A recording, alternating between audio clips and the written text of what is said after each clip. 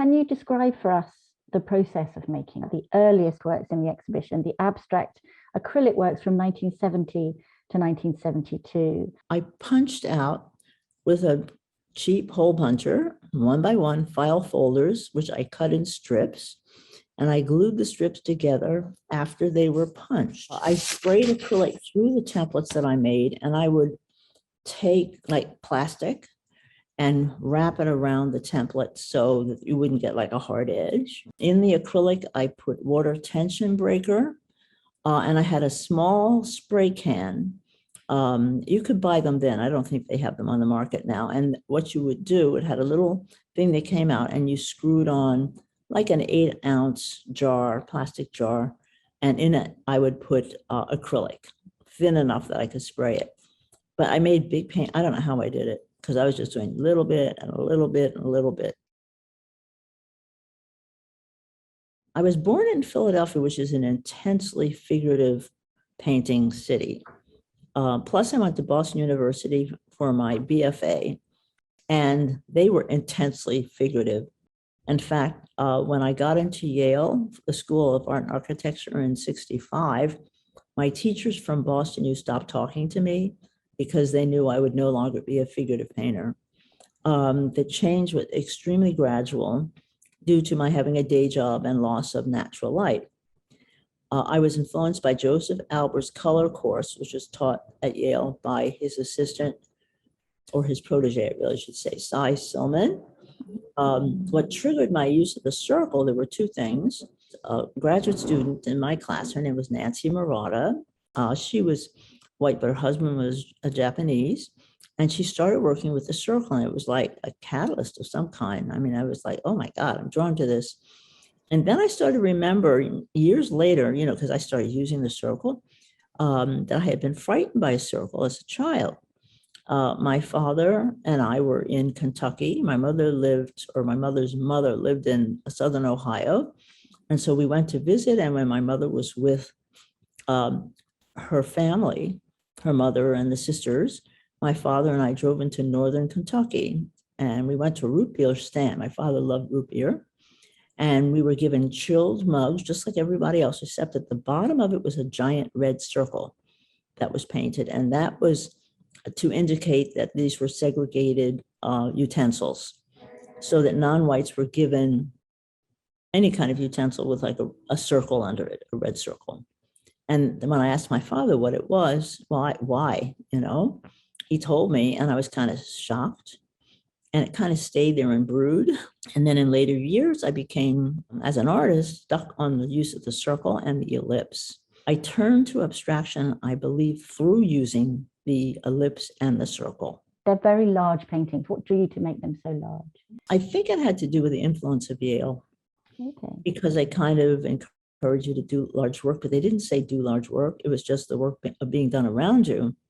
You saw what was happening. And then some of the teachers that were there, like Al Held, who was kind of obnoxious. I stayed away from him, but he did large work. Yale at the time was only for men. Women could be graduate students, but not undergraduate.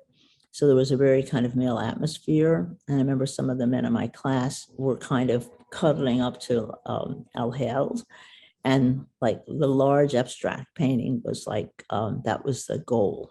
And I just found out I was strong enough to do them. And I just started working larger. But the thing is, it's complicated because when I came to New York, I didn't have a loft. I lived in apartments. So I worked on smaller work, some works on paper. And then they all started to just congeal. They started when I moved to Westbeth Artist Housing. And they gave me an outside studio with the walls that could, accommodate large work. And so that's when I really started doing large work. And that would be in probably like 70, 71. The large white paintings from 1974 to 75, again, very large, but they have an intimacy about them, partly perhaps to do with the complexity of the surfaces. What made you start adding to the painting surface? What made you start to work with collage? Combination of things. I was making numbered dots and put them on graph paper. They were drawings, basically. And then I started dribbling paper into the wet paint. And then I started using color markers, and they would bleed up through the paint. And I like that a lot. And I also took the templates and started extruding paint through the holes. I'm working on a series now that's the grid series, and that is a combination of letting the dots that have the dye on them or whatever it is bleeding up, plus extruding paint. It was a playful gesture, you know. I mean, I saw myself having fun in a way and not quite looking at the judge or the critic behind me.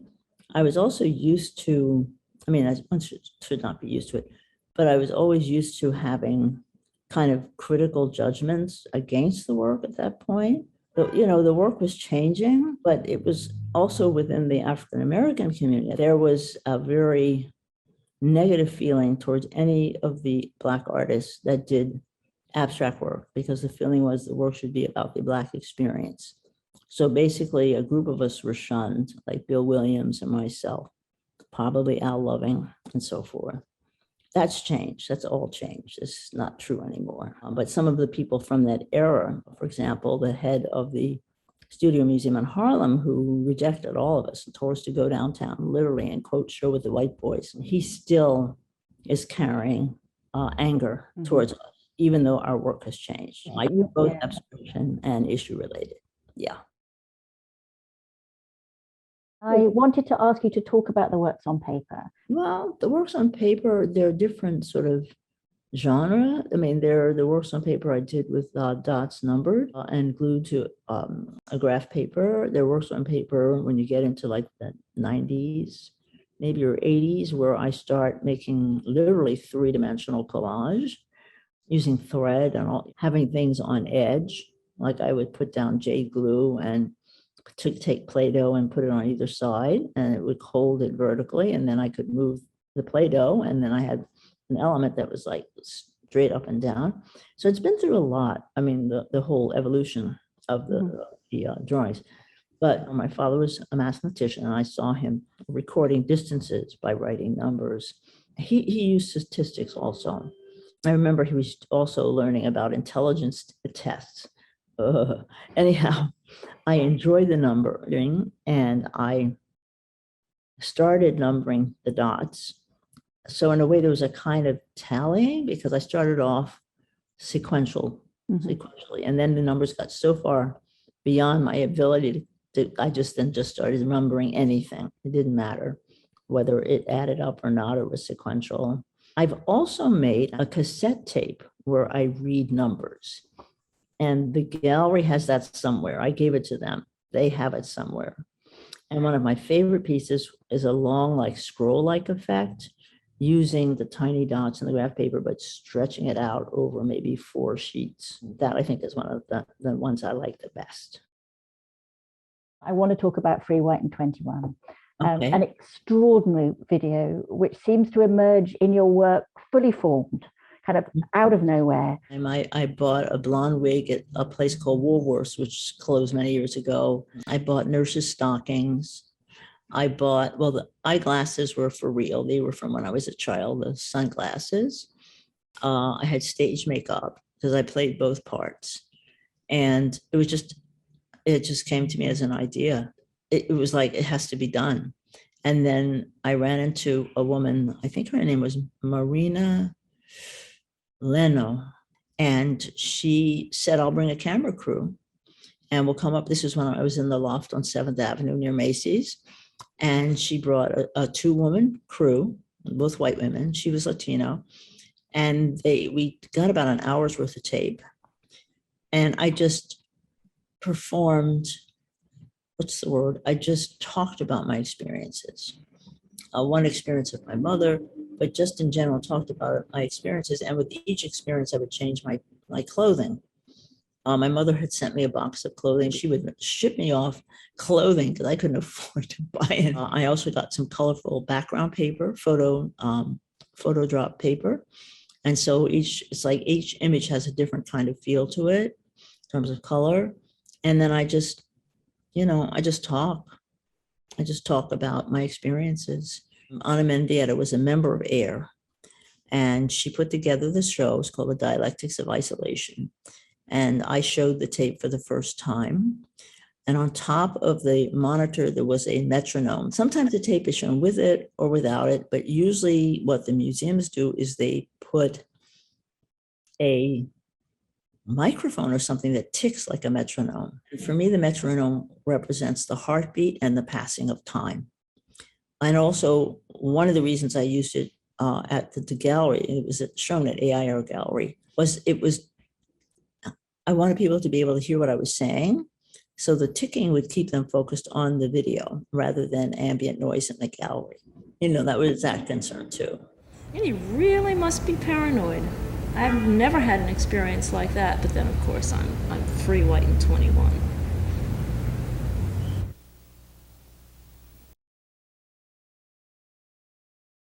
This brings us on to the most recent work. Could you talk a little bit about them? They're extremely hard subjects, a very direct, forceful work. Yes. Well, Columbus would cut off indigenous hands. Columbus would feed children, babies, to their dogs. He trained them to eat human flesh. He would grill people. He was really horrendous. Queen Isabella told him be nice to indigenous people, and they brought him back to Spain in chains. And they released him because he brought back with him so much gold, so much wealth, that they decided he was innocent. But anyway, so the three most wealthy American families who profited from plundering other countries, such as Africa, funded large institutions which often bear their names. I'm not going to give you their names, but they're pretty obvious. And there have been recent protests by artists pre-COVID, and then I think maybe around this time or maybe last year, whatever, but mainly pre-COVID, where the artists were protesting against museum board members and who they were. And the three things that they were able to find is some trustees were connected to Jeffrey Epstein, the young people, sex trafficker. One of them, and I think that was with the Whitney, but I'm not sure, manufactured weapons for war. And then another one whose name was in both the Met, I think, and the Guggenheim, the family business was the pharmaceutical making opioids, which led to high addiction rates. The activism in art world racism and in Free, White, and 21 comes to the fore in your work after 1980. Can I ask you to talk about the three major paintings from 1980 to 2000 that we have in our exhibition? Can I ask you to talk a little bit about Separate but Equal Genocide? Separate but Equal Genocide is a memorial, actually, to my cousin. He died when he was 35 of AIDS, and he was in a strange position of looking white to whites, and to some whites he looked black. To Black people he looked white, maybe Latino, whatever. And so when he would go in for help, if they thought he was white, he would get one kind of treatment. If they thought he was Black, they would get another. So that's why I have the two flags. And the names on the flags are people, and in some cases, young people who have died of AIDS, either through blood transfusions, whatever.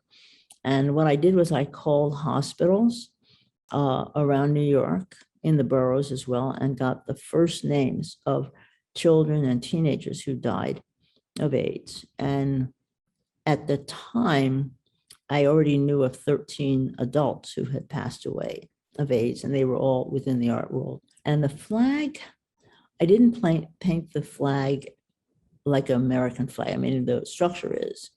And along the edge of it, there's like a red stripe.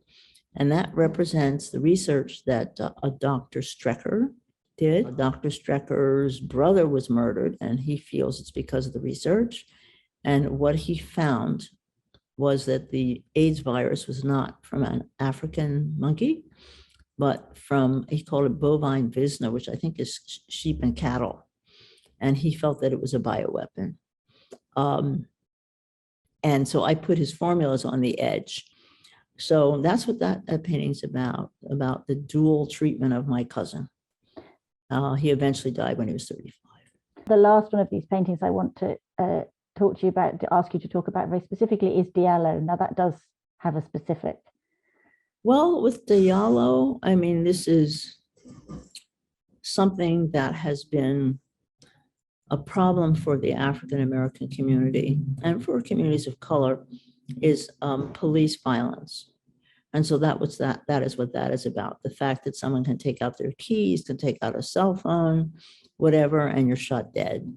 And I remember seeing, this was a case of a shooter, I think in a high school. He was an older person. And there was this whole group of whites, I don't know whether they were National Guard, whatever, went after him. No one could kill him. In other words, they were not shooting to kill, they were shooting to maim. So in the Black community, this is one of the terrible things, is that when the police go after you, even if it's a traffic violation, they might kill you. You know, so that's what Diallo was about. And that's like, Diallo was like long before we had George Floyd and all the other, Breonna Taylor, before we had a whole lot of other murders of Black people by the police. It's, you know, the attempt to change this is in the air, but we now have this polarization. So some people are pulling left and some people are pulling right.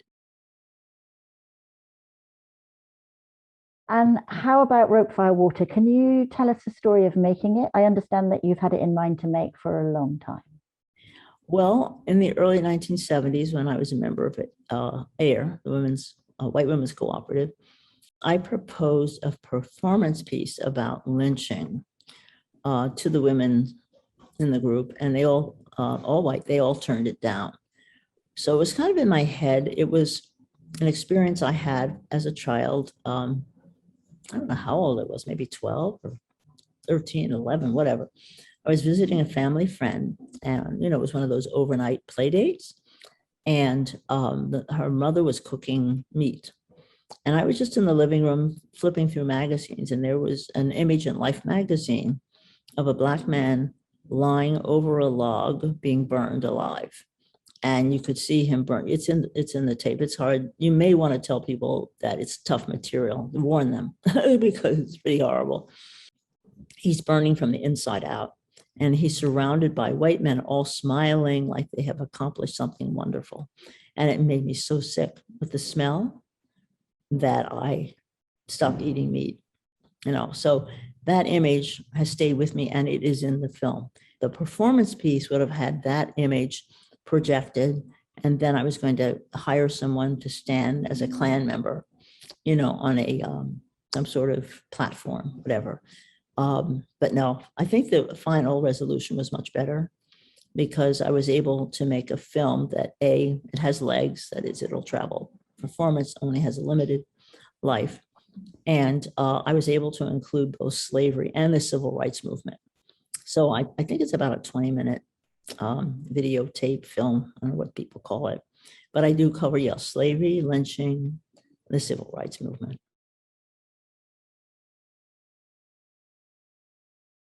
Just finally, in this section, I wanted to ask the use of words and lettering in your work. At what point do the lists and tallies become names, the use of lettering?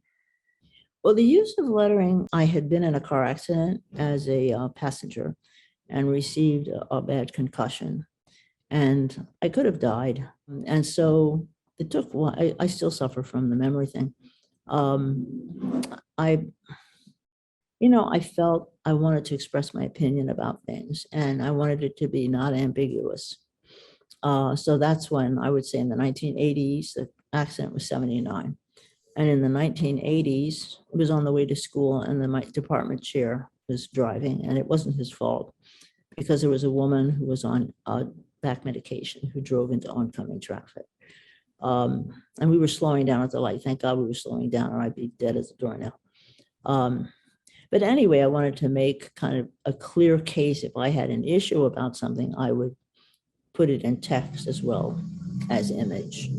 And some of the titles, like one is "How Dare You Question," another, "Who Do You Think You Are, One of Us," like what happened in Artist Space. And I just started, putting these texts in work so that people could read them and it's not ambiguous. Because one of the few things, I mean, I was accused of is, well, being divisive, being shrill, and usually these are white male critics. I had one white male critic in terms of my abstraction, because sometimes they use glitter, saying, it was in an art magazine that's since gone. It's called, they're out of business. It was called Art Examiner. And one of the critics saw my work in Chicago at the Renaissance Society.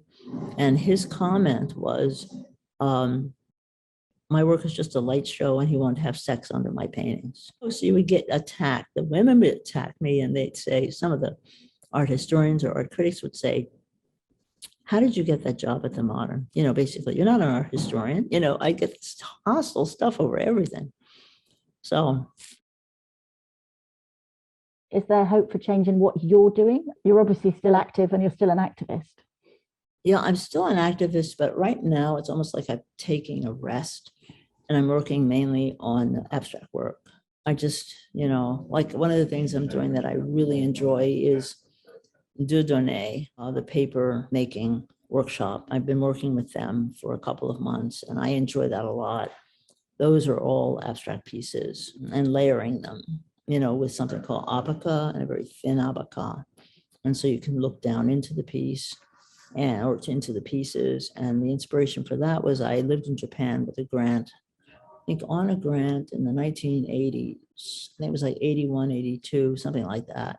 I saw something, it was called the Heki Nokyo, which was a scroll at a place near Hiroshima, Miyajimaguchi, I think it was the island. And it was, I don't know what century it was from, but it was so beautiful. And you could look down into the water. I don't know how they did it, what was being portrayed as water and what was under the depths.